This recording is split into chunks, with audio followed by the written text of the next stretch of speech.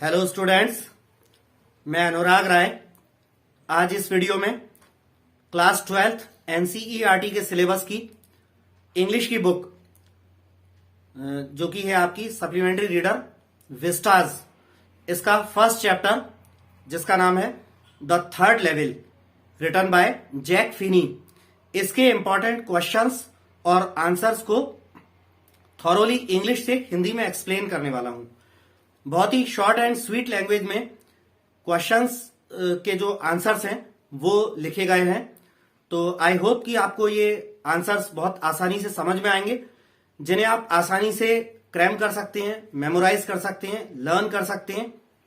तो चलिए शुरू करते हैं। Supplementary reader vistas class 12th की बुक के first chapter the third level के इंपॉर्टेंट क्वेश्चंस एंड आंसर्स। और हाँ, क्वेश्चंस एंड आंसर्स को शुरू करने से पहले मैं आपसे फिर से अपनी वही छोटी सी एक हम्बल रिक्वेस्ट करना चाहूंगा। यदि आपको मेरे वीडियोस पसंद आती हो तो प्लीज उन्हें लाइक कीजिएगा, कमेंट्स करके मुझे बताइएगा कि वीडियोस कैसे लगते हैं, अपने दूसरे ग्रुप्स के साथ शेयर कीजिएगा। और यदि आपने मेरे यूट्यूब चैनल अनुराग राय इंग्लिश ट्यूटर को अभी तक सब्सक्राइब नहीं किया है तो प्लीज इसे सब्सक्राइब कर लीजिएगा और हाँ, बेल आइकन के बटन को जरूर प्रेस कर लीजिएगा, जिससे मेरे YouTube चैनल पर जो भी कोई नए वीडियो का जो अपलोड हो उसकी नोटिफिकेशन आपको सही टाइम पर मिलती रहे। तो चलिए शुरू करते हैं क्लास 12th की बुक विस्टास का first chapter the third level के इंपॉर्टेंट क्वेश्चंस और आंसर्स। तो आप देख सकते हैं स्क्रीन पर रेड कलर में चैप्टर का नाम लिखा हुआ है the third level, written by Jack Finney. Writer का नाम जैक फिनी है। क्वेश्चन नंबर फर्स्ट में पूछ रहे हैं what does the third level refer to. Third level जो है, तीसरा स्तर, ये किस चीज का जिक्र करता है या किस चीज से संबंध रखता है। तो आंसर में कहते हैं the third level actually imaginary refers to the subway of the Grand Central Railway Station that takes passengers to Galesburg, Illinois। तो जो थर्ड लेवल है, तीसरा स्तर, जो कि वास्तविकता में काल्पनिक है, यह संबंध रखता है न्यूयॉर्क शहर के ग्रैंड सेंट्रल रेलवे स्टेशन के सबवे से, उस लेवल से जहां से ट्रेन्स चलती हैं और जहां से जो ट्रेन्स चलती हैं वो यात्रियों को गेल्सबर्ग के इलिनॉइस तक ले जाती हैं।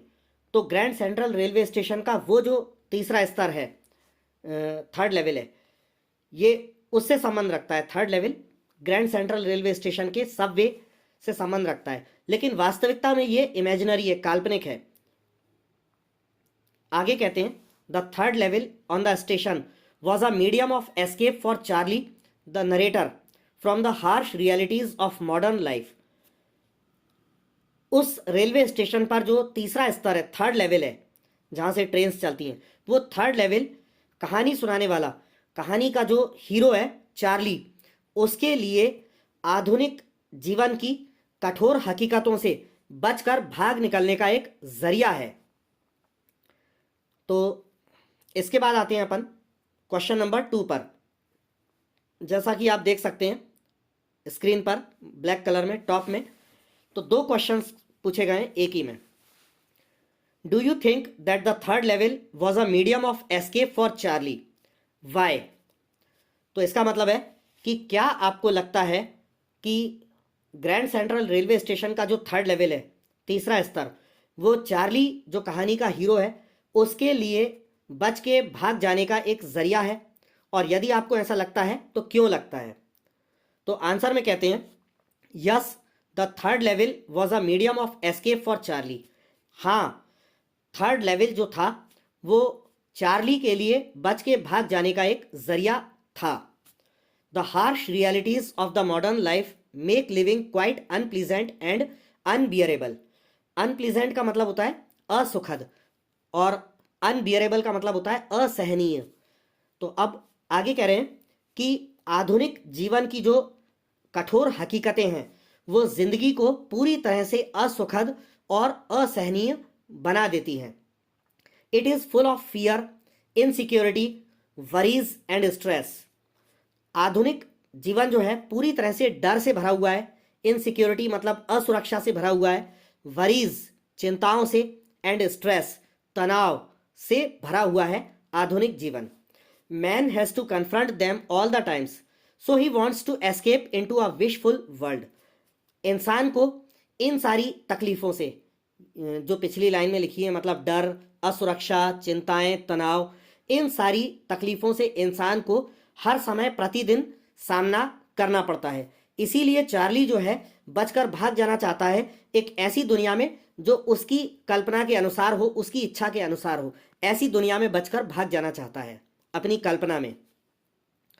आगे क्वेश्चन नंबर 3 में पूछ रहे हैं, what do you infer from the Sam's letter to Charlie.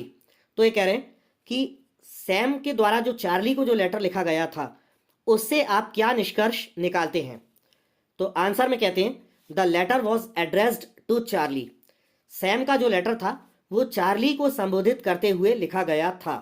In the letter Sam had informed Charlie that he was living on the third level.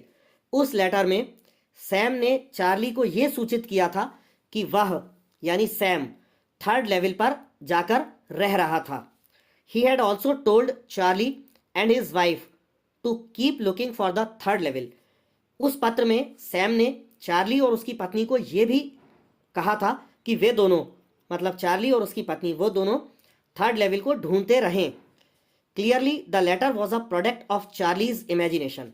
तो स्पष्ट रूप से हम कह सकते हैं कि वो लेटर भी चार्ली की कल्पना का ही एक उत्पाद था, क्योंकि थर्ड लेवल तो एक्चुअली वास्तविकता में था ही नहीं।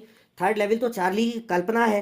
तो जब चार्ली कहानी में ये बताता है कि सैम थर्ड लेवल पे पहुंच गया और वहां से मुझे लेटर लिख रहा है, तो जब थर्ड लेवल ही चार्ली की इमेजिनेशन है तो सैम के द्वारा लिखा गया वो लेटर भी चार्ली की कल्पना मात्र है।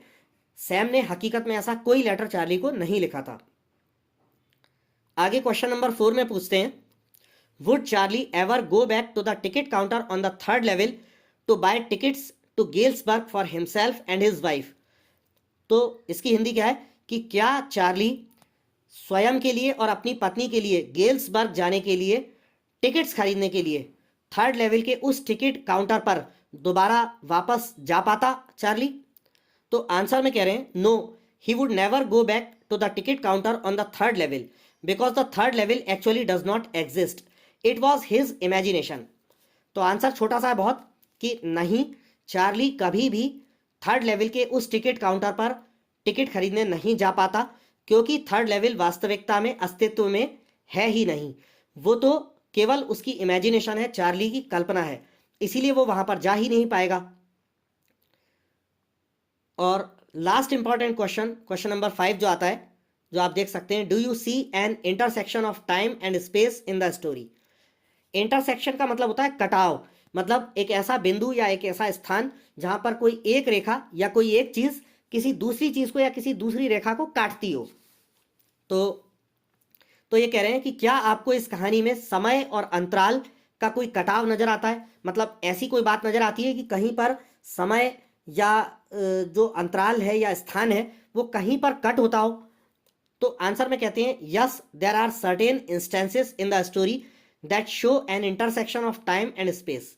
तो कहते हैं कि हाँ, इस कहानी में कुछ ऐसे निश्चित उदाहरण हैं, घटनाएं हैं जो दर्शाती हैं कि इस कहानी में समय और अंतराल कहीं पर जाकर कटता है, उसका कहीं कटाव है।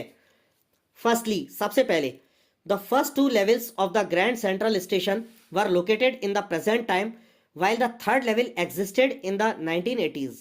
तो ये कह रहे हैं कि पहली बात तो ये है कि ग्रैंड सेंट्रल रेलवे स्टेशन के जो 2 लेवल्स, पहले 2 लेवल्स हैं, वो वर्तमान समय में स्थित थे, जबकि जो तीसरा लेवल था, जो कि चार्ली की कल्पना थी, वो वर्तमान समय में स्थित है ही नहीं। वो तो काफी सालों पीछे 1980 के दशक में स्थित था। तो यहां से पता चलता है कि कहानी में कहीं ना कहीं समय जो है, समय का कटाव होता है। सेकेंडली, दूसरी बात कह रहे हैं, Charlie and his wife live in the present time yet he rushes to get old currency to buy 2 tickets to go to the Galesburg of 1894।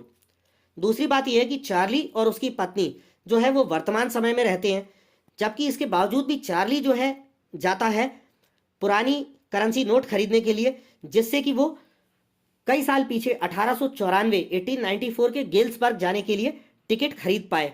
तो यहां भी दर्शाता है कि चार्ली तो वर्तमान समय में है, लेकिन वो पास्ट में जाना चाहता है। तो इस दुनिया में कोई इंसान पास्ट में थोड़ी जा सकता है। यदि मैं अभी आपको ये क्वेश्चन आंसर्स मैं 2022 में वीडियो बनाकर एक्सप्लेन कर रहा हूं, तो अगर मैं चाहूं कि 30 ईयर्स पीछे मैं चला जाऊं, जो है 92 में चला जाऊं, 1992 में, तो 30 ईयर्स पीछे पास्ट में थोड़ी जा सकता हूं मैं। तो आगे कहते हैं, further the old architecture of the platform on the third level is different from the modern platforms of the first two levels. आगे कहानी में ये भी बताते हैं कि तीसरा लेवल जो चार्ली की इमेजिनेशन है, जो कल्पना है, जो कि वास्तविकता में है ही नहीं, उस पर जो प्लेटफॉर्म है, उसका जो पुराना आर्किटेक्चर है, उसकी जो पुरानी बनावट है, भवन निर्माण की पुरानी बनावट है, वो पहले जो 2 लेवल्स हैं जो कि मॉडर्न स्टाइल में बने हुए हैं, उनसे बहुत ज़्यादा अलग है।